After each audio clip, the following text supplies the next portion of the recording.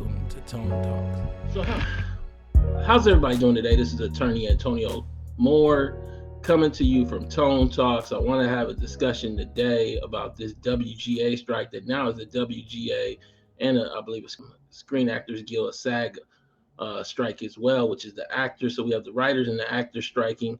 I think the directors already made a deal. But we're having this discussion in context of a broader Hollywood, and that Hollywood using imagery of Black empowerment for a largely white privileged space. Let's talk. So everybody will ask, what are you saying, Tony? There are no Black writers or there are no Black actors? I'm saying that I'm talking about ADOS, American Descendant of Slavery, first, American Descendant of Slavery, and they're negligible. They don't, so negligible, they don't even keep track of the numbers, and you out there protesting. First to be fired. They're using the imagery of Black civil rights, in my view, evoking ideas of being disenfranchised through the imagery of ADOS Black America being shut down, shut out as a result of slavery and Jim Crow, to heighten the way that people see the struggle of these writers and these actors. Can we talk today? This woman with this black fist up at the WGA strike. Can we talk about what's the problem with this is if we not even included in the pie as ADOS people? I just want to get to it. Or maybe I'm being a little wrong, but I think by the time you get to this end of this show, you'll understand the problems with this, with these photo ops they're using. It isn't just this picture. There's far too many of them that take a Black person and put them front and center. Let me make sure we're gonna get to a lot of stuff today to make it seem like this is about race as well as it is about whiteness and white privilege. Can I talk? Can I talk today? So they are evoking the memories of Black struggle to undergird why they should get paid as white writers or largely white writers. Tone, it's Black writers too. Are they ADOS? Are they ADOS or are they something else? Flat Blackness ain't been good to us as American descendants of slavery. We the bulk of the population. We're the reasons that the stories are being made, from Selma to Harriet Tubman. Let's talk about it. Let's talk about all of it. We're gonna get to it on this show. We're gonna get to it on this show. Let's talk about all of that today. You got Cynthia Erivo. She's Nigerian. I asked, because I was on Al Jazeera about this. I wanted to know, did your family sell slaves? Because you're playing Harriet Tubman. You got David Awalu. He's playing Martin Luther King. So if we can't play ourselves as ADOS, what roles are we playing? You got this woman here. She's Nigerian or half Nigerian as well. I need to know. I'm just trying to understand. Is this about ADOS or is it just about using ADOS to undergird why you should get paid right as white folks? And there's other folks as well. Can we get to it? Majority is an understatement, Robert.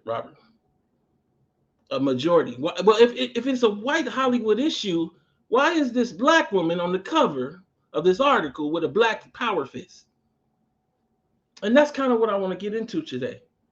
310-388-3499 to call in, to subscribe, share. I want to have this discussion. We're talking about Hollywood. We're talking about the palm trees. We're talking about an industry built on nepotism. Now, I've, to be fair, dabbled myself. I was nominated for an Emmy on a doc. I optioned the Rick Ross story to several production houses over the course of several years. And I'm going to tell you for right now that I was told directly by a white executive who is second or third generation that Hollywood is on its third generation. They took the first generation, took the money and bought up the Hollywood Hills.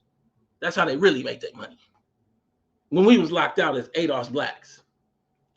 We're going to talk about labor unions and Uber and supporting Barack Obama and the fundraisers that were given when that led to shutting out all kind of work for Black folks across this country along with others. But nobody cared then.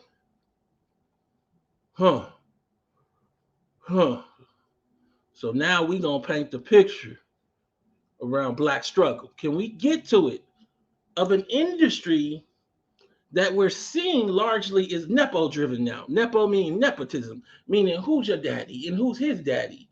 And how can they put you in a position so that you can get that job?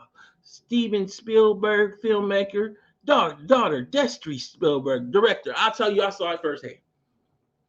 What they do is they have a project, they put their kid on that project that might not be qualified, and that kid gets a credit, and then they build them up so that they can take over, and all of a sudden they are director out of nowhere. You got Vanessa Paradis and Johnny Depp, Lily Rose Depp. This is just a few people. Don't tell me nothing about, oh, it's some black people too. They love to take blackness and paint it over an industry that's nearly all white. I want to get into it today. It's the decadent veil. They are evoking imagery to make people feel like they're included. Now, I'm going to share a couple articles. This is going to be a mix of tweets and articles. 310-388-3499 if you want to call in and give your voice. But let's start off here. If you're poor, if you're from poor or middle-class families, Hollywood is nearly impossible to navigate. I advise you, every article that I take section from during this show, go read it on your own. Go read it on your own. Go read it on your own. But let's share this one. If you're from poor or middle-class families, Hollywood is nearly impossible to navigate.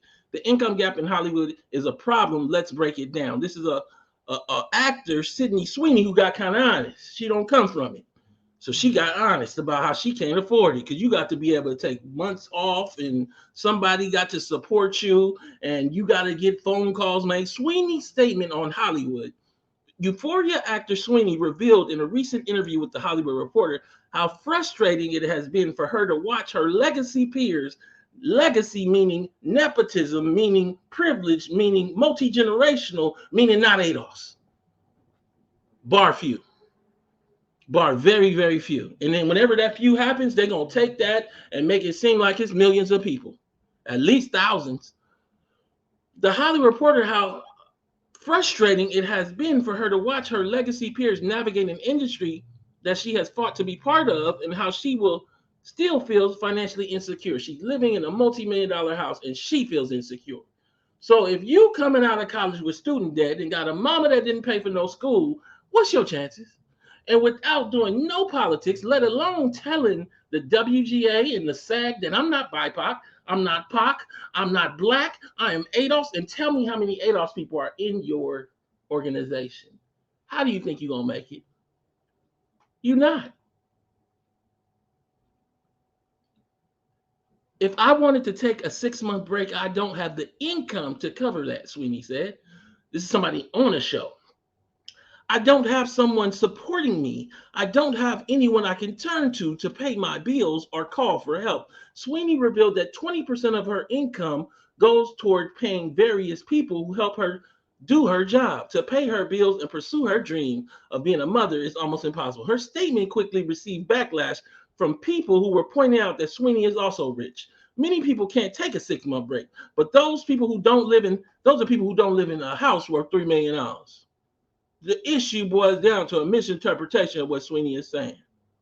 The unaffordability of Hollywood. Again, this is the same article. If you're from poor or middle-class families, Hollywood is nearly impossible to navigate. Let's give that context.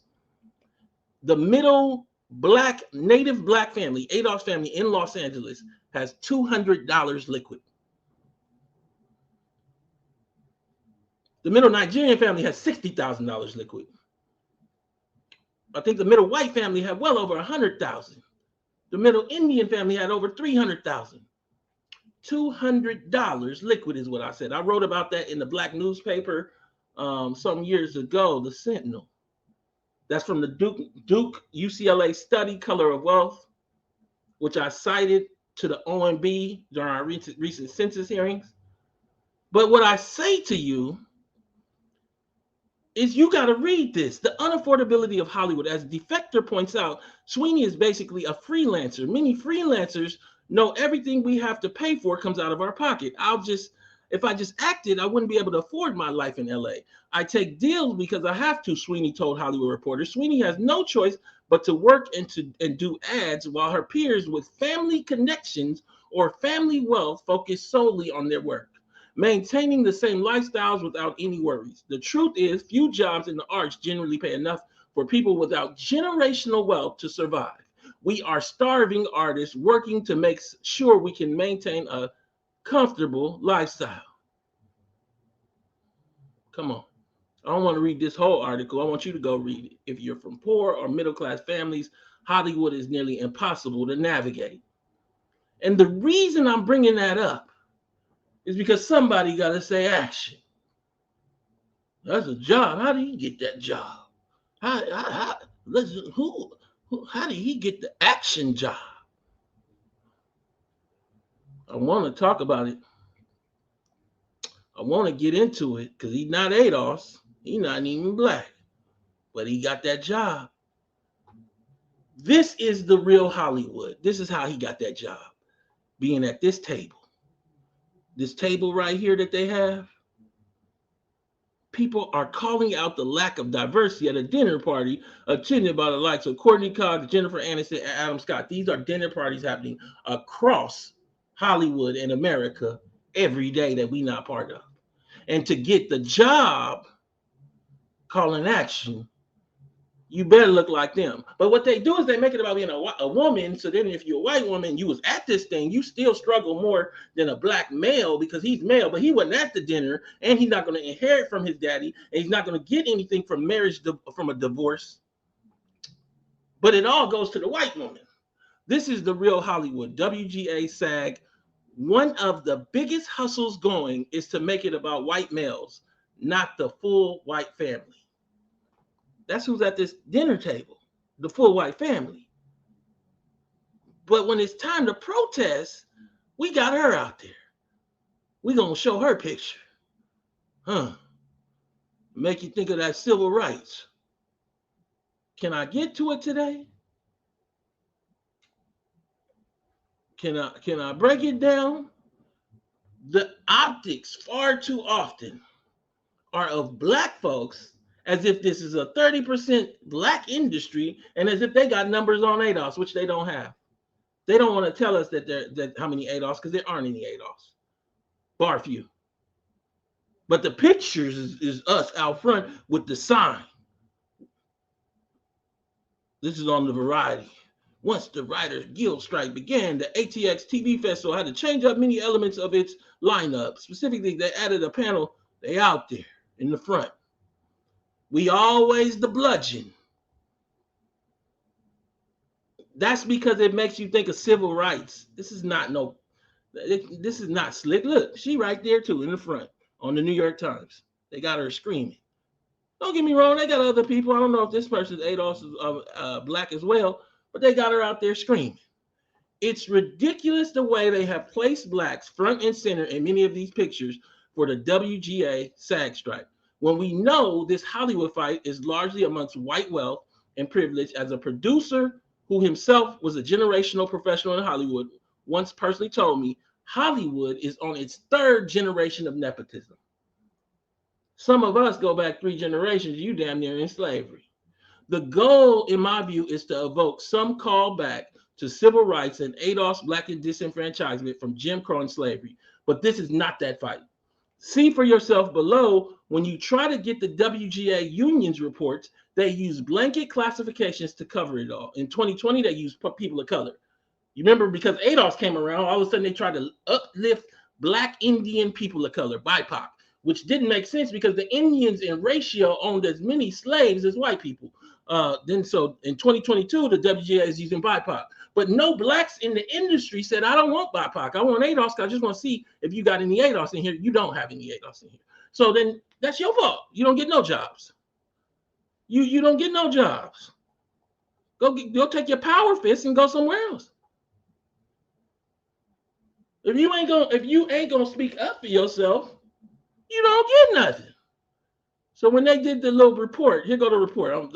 I'm not here. You can go to this tweet and actually pull these reports up for yourself to see the whole report. But I'm not here to play games. Part of the failures of these reports are the fault of Black professionals that allowed BIPOC to be inserted with no pushback as a way to curry favor and gain the crumbs of access. So you trying to be the last person at this party on the end, way back here, so that maybe they see you, but your daddy wasn't in Hollywood, and your daddy's daddy in Hollywood. The person, the executive I met, I go to the studio on the Warner Brothers lot, I think it is in Burbank. His father has had a guaranteed like suite or whatever, so he got it. It came down to him. He told me when he was 13 and 14 years old, he was riding golf carts all across the studio lot. Where was you at when you was 12? When you was 13? I'm not guessing. I'm here to talk about it. But look at this WGA inclusion report. I'm not going to go through the details because you can do that on your own. But what I am going to say is they telling us people of color white in 2020. So that's what they're going to use to show us there's been an increase. But they ain't giving us that ADOS, because if you give us that ADOS, we not around, bar few. We got the 2022 report because the new language was BIPOC. We going to say BIPOC, men and women. So that's Blacks, Indians, people of color, Native Americans. So Indians is Native Americans, but the inside of people of color is Asians of all types, including Indians who have $300,000 in wealth, who in many ways move like white folk in terms of privilege. But we're going to use that too, Mindy Kaling, to make it look like y'all got access too. Can I talk about it? Caller, what's your name? Where you calling from? Hello, Tom. This is Jonathan. I'm calling from the state of Florida. I was calling, right, because I just moved to New York. And what you're seeing is what we see a lot in New York City, right? When you have these like artsy white folks living in Brooklyn who act like they're living as, minimal paid artists, but, we all know that they have money coming from mom and dad.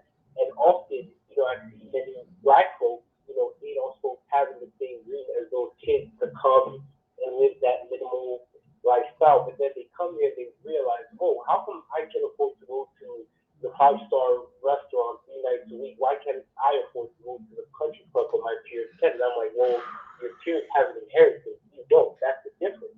It is hard if you. It's hard to talk to. Look, I remember my first summer. I didn't do my first summer out of law school like normal people. I went out to that time it was IMG, and Tom Condon was the agent. And when I got there, it was a young guy named Andrew Kessler doing all the contracts. He wasn't even in law school yet. Hold on. Go look up who his daddy was. His daddy was doing the union deal for the NFL. I went with Andrew one time during like only once. He took me down to the country club his daddy put him in for the summer because we was down in Kansas City. So we don't even know how you move. Like, we have no idea the failure that is here. We just think that doctors come out of trees, and lawyers come out of tomatoes, and we just think that this gonna work out. What I will tell you is that Andrew Kessler ain't moving like that. And I'm gonna tell you that this strike ain't gonna work this way. Go ahead. No, for sure. And it's funny because I was telling someone the other day, right? Because I used to work in banking in New York, and someone was asking me, hey, all your peers live in this part of town and own a house here, this and that. How come you don't? And I tried to explain to them the inheritance part that plays in it. And the response I got from them was that, oh, well, you always talk about that inheritance, but is that where you're going to end with it? And I'm like, that's not where I'm trying to end with it. I'm just letting you know right now we're living during a time that as a result of politics that was done years before, it's being shown now. A period where a used car costs $35,000, rent. The median new car is $45,000. So you tell me how people pay for it. Exactly. Caller, I'm gonna keep it focused. I thank you so much for starting off the show. Let me keep it running because I got a lot to get through. You are wonderful to start this. 310-388-3499. Actors picket from coast to coast as strike gets underway. I'm giving context to the discussion because this is not the discussion, but you can't understand the discussion if you don't understand the strike that's going on. It was 10 a.m. During union members had already more or less mobbed their president, Fran Dutcher, and the crowd was growing by the minute. Outside Netflix office in Hollywood, a festive, buoyant mood had taken over the intersection of Sunset Boulevard and Van Ness Avenue. It was a worker strike, to be sure. But as smiling protesters eagerly joined in chants and high-fived their picket signs, it felt like a summer Friday street party, one with a few famous guests. I bet it did, if you could call mommy and daddy for some bread. We're told that we should just be so grateful to get what we love to do, get to do what we love to do, but not being compensated, not being protected, while they are profiting off our work, said Amanda Crew from HBO's Silicon Valley, who walked the picket line with Dustin Milligan from Schitt's Creek. That's the myth of the actor. You're doing art, so you should just be grateful because you're living your dream. Why do we do that to doctors? We bring so much. Yeah, you do it through student loans. It was first of what could be many days of marching for actors who picketed at locations across the country. They chanted "Actors and Writers Unite" as they marched along a short block in Times Square where Paramount conducts business. They passed out bottles of cold water and cans of LaCroix. They passed out LaCroix outside 30 Rockefeller Plaza in Midtown Manhattan, and they bounced their picket signs to the sounds of Jay-Z's "Dirt Off Your Shoulder." Huh? 2 concurrent strikes in Hollywood. But we got to go back to give context to how Hollywood sees labor. Can I take you back? In the chat, are you okay taking me taking you back? Because if we don't have no timeline, we don't understand that they didn't care when they supported these gig jobs being created. Obama's fundraising tour rolls into Hollywood. They got Shonda Rhimes and Kelly, Kelly Washington? I don't know, Kelly, whatever her name is, from Scandal. They doing fundraiser. A bunch of white folks as well. Back in 2014. They did the same back in 2007. They was doing Oprah and everybody else. But when Obama gets into office, less than a month after he's sworn in, we see the launch of Uber, the start of the gig jobs. He is the gig president. Hollywood funded the gig president and funded him again in 2014 and didn't say nothing. But we supposed to care about labor now. Can I go back? Can we sit down? Uber, Barack Obama, both launched in early 2009. You can look for yourself right here. The presidential inauguration of Barack Obama, January 21st, 2009. Uber founded March 2009. That doesn't happen randomly. They knew him and Tom Perez, his labor secretary, would allow for all kind of shirking of labor laws. It is crazy how people who have children that are economically collapsed, driving Uber after college or doing gig jobs, don't draw a line directly back to Barack Obama. Uber is literally founded 2 months after you're sworn into office. Someone knew he and his labor department, and he has so many aides that moved over to Uber after him. They call it the Obamification of Uber, but then you got Hollywood funding him. But we supposed to be on their side now when they want labor rights for themselves. I want to talk. When I tell you I'm a problem, I'm a problem. Look at this. I am very excited to announce that President Barack Obama will join DNC Chair Tom Perez in Los Angeles on Thursday, June 28th, to headline his first fundraising event for DNC on the West Coast this year, said the invite to the $2,700 to $100,000 price event. This will be a rare opportunity to spend an evening with President Obama, the pitch added. While at the event, President Obama and Chair Perez will discuss the strategy of the Democratic Party winning elections in 2018. But in 2021, Obama Labor Secretary joins anti-union law firm. Former Obama, the same person that they invited. But we supposed to be on their side. Former Obama Labor Secretary Tom Perez announced on Thursday that he's joining the law firm Venable LLP, whose website boasts that its lawyers regularly counsel and train clients on union avoidance. Let's go back to the top and ask this question of why this woman has this fist up and what media is trying to evoke by showing her next to these signs.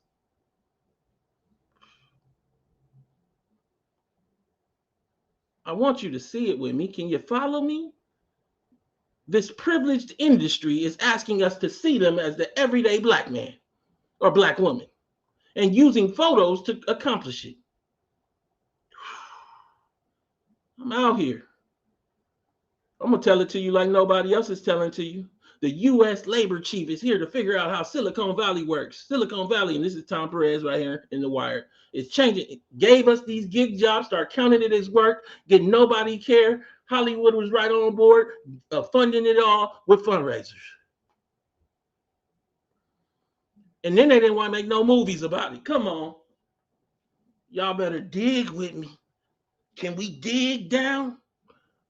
Hollywood made a calculated decision to stop making movies about labor unions. And it's not because people weren't watching them. Franklin Roosevelt's legislative slate established an 8-hour workday and created a Department of Commerce and Labor in the pursuit of his utopian vision of a class of society. FDR signed the Wagner Act, officially the National Labor Relations Act, into law in 1934, giving employees the right to form and join unions and obligating employers to engage in good faith collective bargaining. It wasn't altruism. Roosevelt was responding to a recent spat of bloody labor conflicts. Come on, follow me. They want us to see them as protesters and every people. Hold on, they don't even make the movies about this stuff. He hoped negotiation would supplant bloodshed for a while. It did. Movie depictions of labor strife often find inspiration in the conflagrations flaring up at home and abroad pre-Wagner Act. And now, and you can go read the whole article on your own, follow me. And now the Writers Guild of America has engaged in work stoppage, likely to be joined by actors and directors as their own collective bargaining agreement expire. Perhaps the reason we don't see more labor movies and haven't for some time, follow this, is because it's in Hollywood's best interest. Hollywood largely owned by multinational corporations, if you're searching for a reason to care. Not to encourage accord amongst the workforce, currently asking for as little as 3% share in what is, by all accounts, an unprecedented profit surge. So they don't make the movies because the companies on it, and this white industry. Caller, what's your name? Where are you calling from? Hollywood made a calculated decision to stop making labor movies. Go ahead. I'm sorry. Labor unions.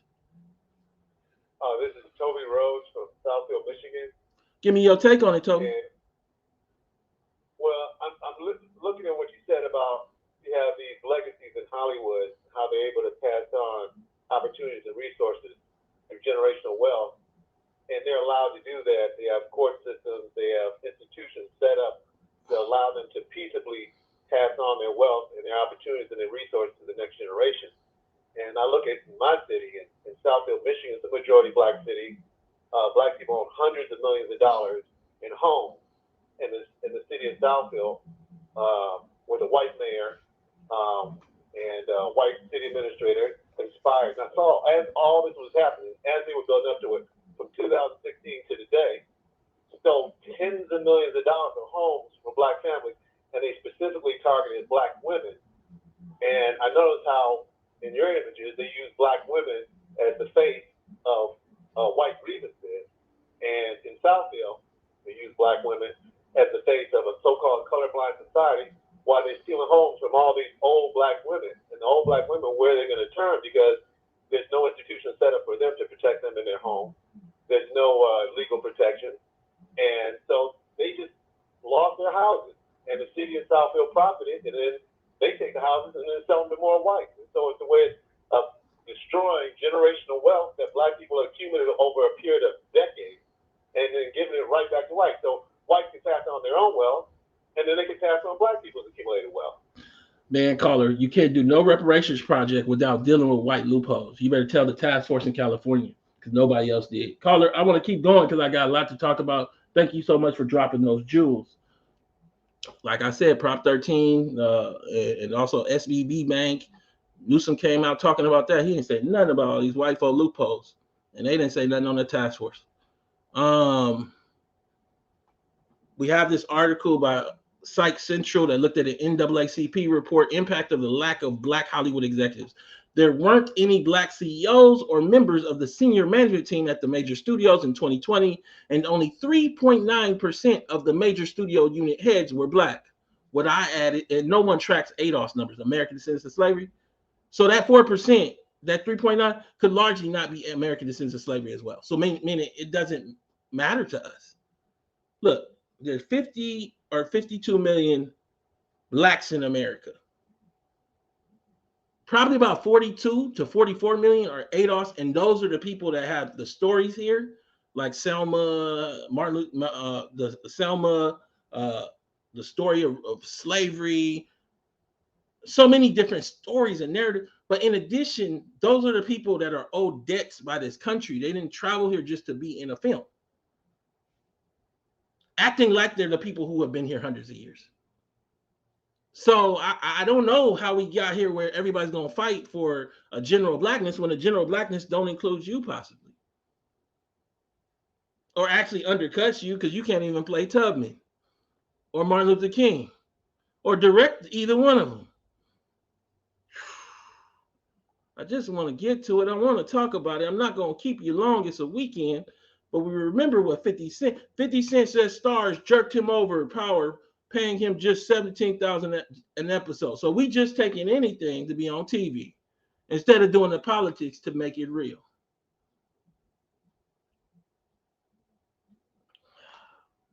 You're going to take that $17,000 an episode and you're going to sing. You're going to be in the show. You said you helped write the show, and you're going to be around to go to the liquor stores and sell the show. Whew. And then you want to know about us and why we ain't supporting, because you gonna mess around. Can I get to it? With the new affirmative action decision, I don't know if everybody knows what's happening. When Brown v. Board happened, it created 5 races, and then from there, the rest of the country followed. Before that, it was Negro and white, colored and white. You gonna mess around. And with this affirmative action decision, what's happening is the companies are getting ahead of it and using the same standard the schools are being held to because they don't want to be sued, getting rid of all these programs. Let me follow me. You gonna mess around and all that protesting blacks are doing, they're gonna look up and all the affirmative action programs will be the sacrifice given by the WGA in negotiations. We give you that. You don't gotta have none of them programs. We already don't keep no track of these ADOS numbers, so we don't care no way. What I'm saying to you is for them not to have ADOS on there. They don't even have black, they have BIPOC. They don't even have black, they have BIPOC. But for them not to have ADOS, they don't care about you. They just care enough about you. They care about you about the same amount as you care about yourself, allowing them to put BIPOC on here. Black, Indian, people of color, instead of putting, what's the ADOS numbers of membership? Is it less than 1%? I bet you it's less than 1% of this WGA is ADOS.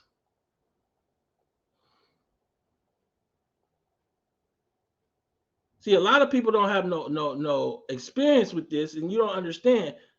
She out front, like they love to put them out front. But when you go to that writer's room, well, there's a white woman in there and a white man, but we're going to talk about white men, and then we're going to give all the call because of the disadvantage, and includes the white woman. We're going to give it to the white woman that already was in the room and is married to a white man and is going to inherit from a white grandfather. We're going to give it all to her because she disadvantaged. But at least she was at the protest in the front. So when the studio come around and say, who was all there? Let me see. Let me count. Okay, you was out there. He ain't gonna hire you. But these behind the camera jobs, and I know the directors made a deal, but the behind the camera jobs, when you look at go beyond just the writer's room as well, it's the white men holding the boom and the camera with the equipment, and their daddy held it too. With the $1,300 support system, how you do it? How AI took center stage in the Hollywood writer strike. Let's back up and start to understand, what are they striking? Why are they striking? They're striking, as I understand it, it's more complicated than this. They're striking, as I understand it, over residuals. Residuals have shrank substantially as we've gone to streaming, and then also AI. But they ain't striking over ADOS being excluded. Like we need ADOS numbers. That's one of the primary reasons we strike. No, they're not striking over that. But they got this woman front and center. How AI took center stage in the Hollywood writers' strike. After failing to reach a contract resolution with the Studio Association, more than 11,000 film and television writers remain on strike. Of the many topics under consideration in this year's Writers Guild of America contract discussions, one nascent technology has fueled dissent among the negotiators: artificial intelligence. So on one side, the studio saying, like, once this technology hit, we just making our own scripts. We don't really need to pay you no more. Wait, isn't that the argument that Uber was using about drivers as Hollywood funded Barack Obama and his labor secretary as they squashed on regular workers, gun and labor rights? And then they make no movies. They said, we're not going to make no movies about it because can we talk about it? We don't want no people really understanding these facts. And they behind these media companies that don't cover ADOS and try to act like we don't exist when the reparations discussion clearly came out of our work. But we supposed to be there for them. The implementation of generative AI could mean sweeping changes for the entertainment industry. Advocates for AI technology see it as a tool that will uplift content creators and break down the barriers to entry. It's going to be very soon until we can literally just type in a prompt and see something as a consumer, said AI filmmaker Caleb Ward. And you don't have to have any sort of skill as a visual effects artist or someone in the entertainment industry. Since the last writer's strike in 2007, widespread consumer adoption of video streaming has exemplified how novel technologies can upheave the entertainment industry. Now, however, the leaders in the streaming space are dealing with the ballooning cost of high output, high quality content. Today, the only one we know of that is cash flow positive is Netflix. Every other company out there is losing money. Disney, Warner Brothers, Discovery. So you went into an industry that don't make no money, and now you want them to pay you, and you want to use the black imagery to justify how and why they should pay you. Actors say Hollywood studios want their AI replicas for free forever.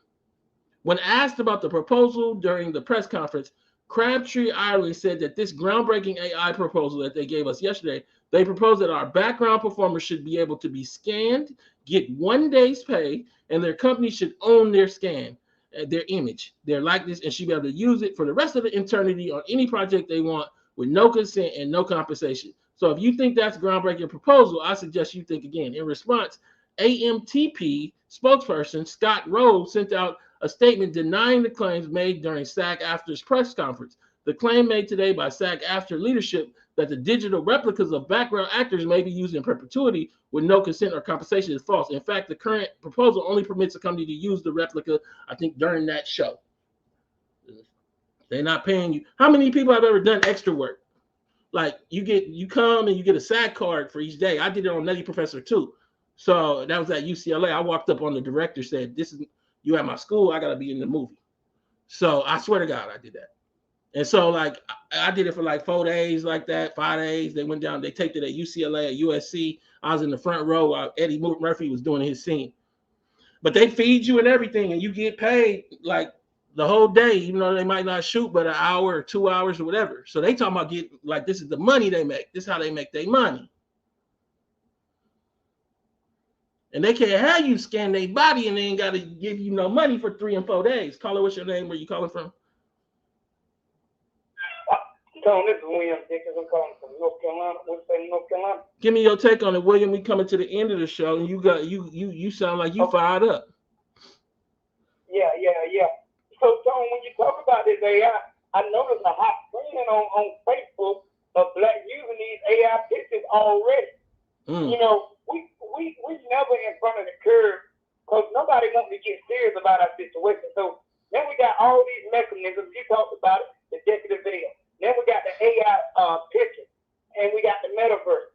Everything is in line for us to escape our harsh reality, and don't nobody want to accept their harsh reality, and ain't nobody doing no politics to change the reality because they can escape it.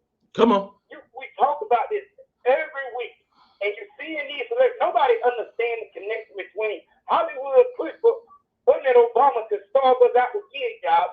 Now Hollywood using black women in the front line that say, hey, we fight for black folks. When the truth is, black folks can be excluded from the table again because didn't want to come to the conversation. Come on. And then the white folks be having $2, $3, $4 million houses out there acting like we all struggling, inheriting. See, we don't have we don't have no optics because black folks don't often get inheritance of being 70, of seeing a 60-year-old white person or being 60 and you inherit from your 85-year-old grandmama a full $3 million house and you've been waiting for it. Like, this is real in America. Because the 85-year-old grandmama bought her house when it was only $30,000 and it loomed up to $2 million or whatever. We don't even understand how they live. Any last thing you want to say to the audience? I want to say if they can trick you, they can track you. Thank you so much. Thank you for calling in. I know it's Saturday. You got your babies with you, and I appreciate calling in. We coming to the end, but you have to contextualize black to understand my argument, because BIPOC don't make no sense for ADOS black folks, and black really now don't make no sense for ADOS black folks. We use it as terminology, but for classification purposes, as the Supreme Court pointed out, it's a self-classification, and then there are no requirements. You don't have to have no standards of what you owe or obligated to ADOS people for being part of blackness. So it's just something for you to benefit off of, like Cynthia Erivo did. Y'all remember I went on Al Jazeera, lit them up about her playing Harriet Tubman, and then I asked, did her family sell slaves? We know from the New Yorker article, my great-grandfather, the Nigerian slave trader, that if you were privileged or from advantage, and somebody who came to her level of privilege and advantage might be privileged and advantage, it's possible. Why would we want you to play Harriet Tubman? Who is black in America? Ethnic tensions flare between black Americans and black immigrants. This is the article that kicked off the reparations, the ADOS discussion, where they try to classify us as xenophobic for just saying that we exist. Let me say that again.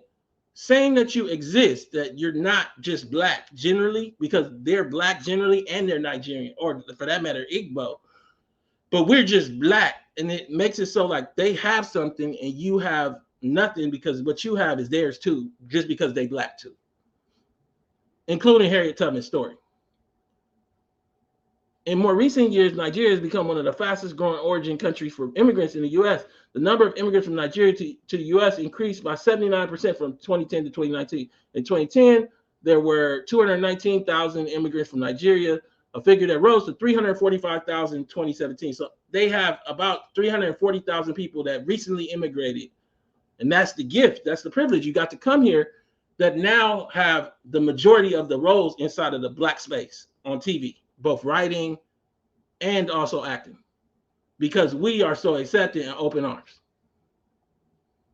And then in addition, we can't even get numbers because they're giving us BIPOC at the WGA, but we supposed to support that. And we know the numbers based on Immigration and Remaking of Black America by Todd Hamilton. You can see it. African, this is the dots. They didn't really even come to 1990. By what right? By what right should a Nigerian play Martin Luther King and the Nigerian play Coretta Scott King and the Nigerian play Harriet Tubman? But I come back to that in context of this discussion and say, because you don't even like ask for yourself. So when you shut out, when you're not at the dinner, I don't want to hear why. You asked not to be at the dinner. You didn't force them to get ADOS numbers. You let them put out this report with BIPOC and then still showed up with the signs. I wanted to have a discussion today because everybody here don't seem to understand. They don't seem to understand the consequences of not standing up for yourself, of allowing yourself to be smeared on top of other people's fight. You can see it how you want to. Yeah, there's black writers out there, but I want to know if they're ADOS. Sorry, I want to know. I believe that once you pull the ADOS numbers, we barely exist in this industry. So why are we on these photos on the Variety and the Washington Post and the New York Times? Talk about it and ask the questions you need to ask. This is Tone Talks. Please go to tonetalks.net, subscribe, donate, and share. Thank you so much for tuning in.